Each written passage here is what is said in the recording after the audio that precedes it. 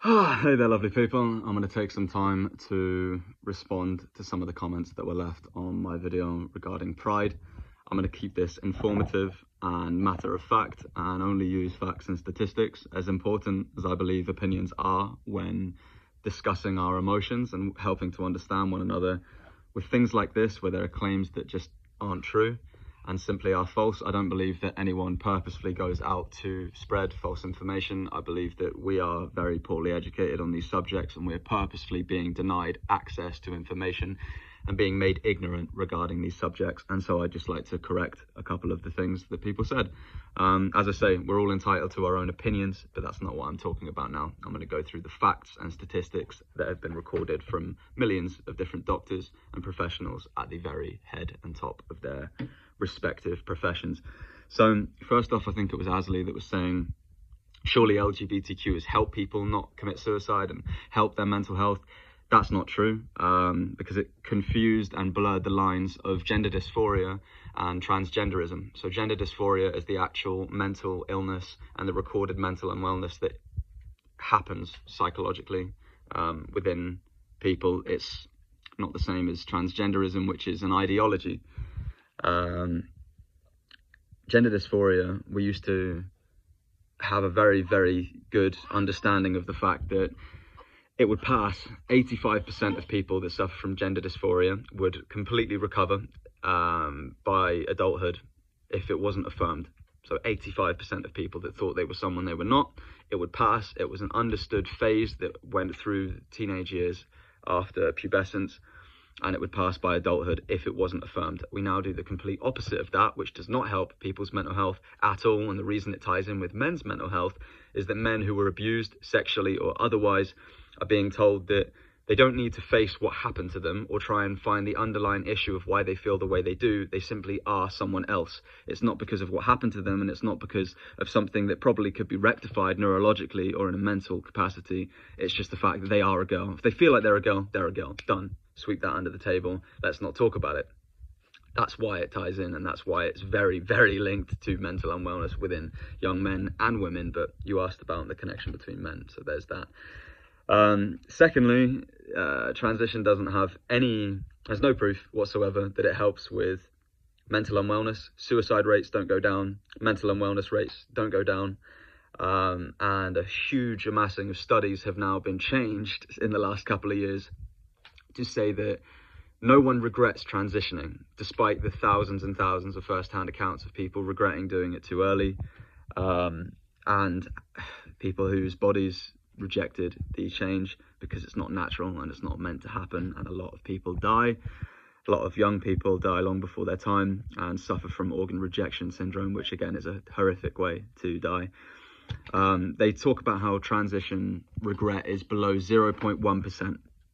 What they don't say is that transition regret, to be classed into that little bracket, it's anyone who pays to try and reverse the therapy that they have had, not the therapy, but the surgery that they have had. I just want to take you through a little something.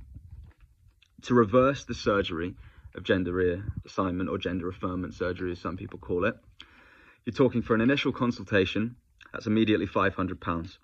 For your brow, your cheek, your chin, your eyes, your forehead, everything to be fixed or to be altered again in your face, you're talking over 8,000, 9,000, 9,000, 5,000, 5,000, 9,000, 8,000, 9,000, tens of thousands of pounds just to try and change your face to the way that it was. £31,000 for penile scrotal flat technique reversion, which is very unlikely to be successful. About another 30,000 to try and have your breasts put back or reduced, depending on which way you're going. 500 to 1,000 for face and hair loss removal or implantment.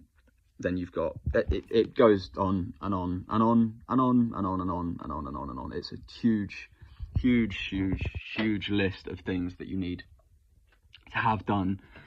Not a lot of people have that money. Not a lot of people have hundreds of thousands of pounds spare to try and reverse surgery that they've had done to them. And if they don't do that, then they're considered happy with their surgery and there's no regrets, which is quite insane. Yeah, lastly, when people were talking about, you know, why can't I just be queer and this and that, I never said you couldn't, darling.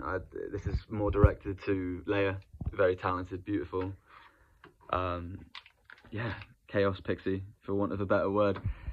No one wants, well, I won't say no one, because there are some horrible people in this world that do want to just dampen others' flame and ruin their fun. I personally have no problem with people being queer or fun or this or that or wanting to wear rainbows or whatever else. That's not what I made the video about. I made it about the fact that we are normalizing gender dysphoria, which is a recorded and well understood, documented mental illness. It's not something to be proud of. Being yourself is something to be proud of.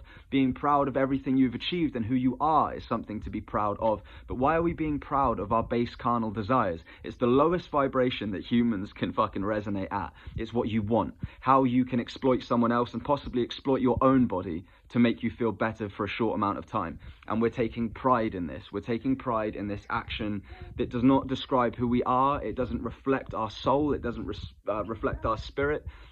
It's a very, very, very, very, very, what's the word?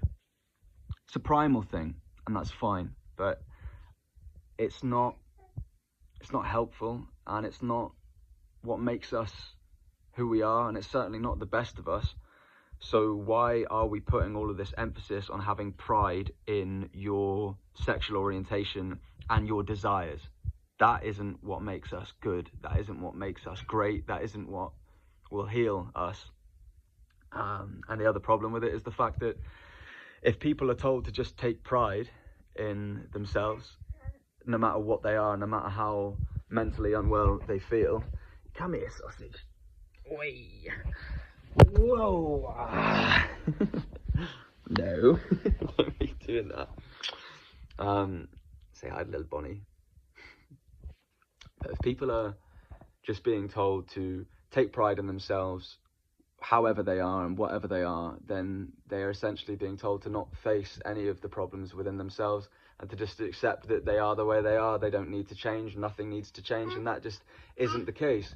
As I said at the start of this, 85% of people who suffer from gender dysphoria will completely recover by adulthood if it's not affirmed. And pride and everything else is the biggest form of affirmation. Now when a parent comes to their child and says, look, this is a phase, you'll get through it. No, fuck you, Dad. I am what I am. And pride told me, and millions of people agree with me, so you're wrong. Doesn't matter what medical professionals think. Doesn't matter what psychology and years of studying this mental disorder shows. Doesn't matter how much pain it's going to cause the person. It doesn't matter how much fucking confusion it's going to cause this young person that's being told, yeah, sure, you're right. All the voices in your head, all the little things telling you are something you aren't, they're right. It's dangerous in more ways than none. In more ways than none, in more ways than one, and certainly in more ways than none. But it's dangerous, and it's a hell of a shame that we are losing our connection with each other and that we're too afraid to talk to people about what's really going on in our heads and fix the problems that are really going on in our heads. But yeah, I don't have any problem with people dressing up and having fun and being themselves. What I have a problem with is being called a breeder for being a man, the way that God intended me to be a man, and fulfilling my duty and my purpose in this life, which is to make a beautiful little life myself and with my partner. And I have a problem with people teaching damaging ideologies and solidifying mental unwellness in the minds of tiny children who haven't had the chance to just be young and innocent and just live. I don't think we need to be teaching pronouns in schools. We need to be teaching kids how to grow food and be at one with the planet that they live on. I think that's what's most important. Nearly a 10-minute long video, but they were big questions and they deserve big answers. I didn't write anything down. I just thought that I would speak openly and honestly, and I hope that each of you understand where I'm coming from. Hello, you're such a little angel. And yeah, me and Bonnie are both sending all of you guys all of the love. She looks kind of terrified. It's you, silly. It's you little sausage. Oh, that face.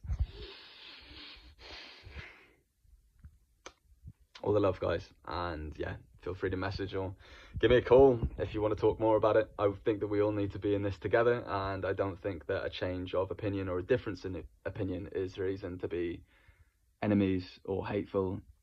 And that is the really, really dangerous thing about what's been going on now, is the fact that no one can speak about how they feel through fear of being labelled homophobic or transphobic. It's fine to feel the way that you feel, and we should discuss it and we should talk about it. The day that we stop talking is the day that we start fucking killing, and that's already started happening in this world. So let's keep the conversation going, let's be nice and civil, and let's find some common ground. Mwah.